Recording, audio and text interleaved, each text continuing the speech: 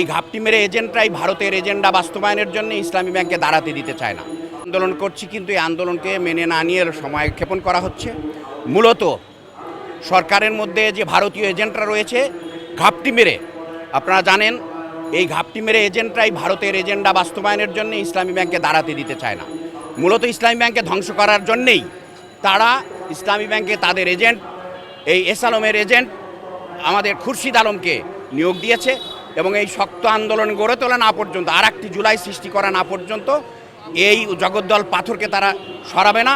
এবং বিপ্লবের মধ্যে দিয়েই এই শুধু বাংলাদেশ ব্যাংকের গভর্নর নয়, ইসলামী ব্যাংকের চেয়ারম্যান নয়, এই সরকারেরও পতন হবে ফের। কারণ এই সরকার, আপনারা দেখতে পেয়েছেন এই যে গত রাতেও ইতিমধ্যে পত্রিকায় আসছে যে একজন নাগরিক, বাংলাদেশের সরকারি কর্মচারী, ইঞ্জিনিয়ার, বুয়েটের শিক্ষিত ইঞ্জিনিয়ার, সে বলেছে বাংলাদেশের রংপুর অঞ্চলটা ভারতকে দিয়ে দেওয়ার জন্য।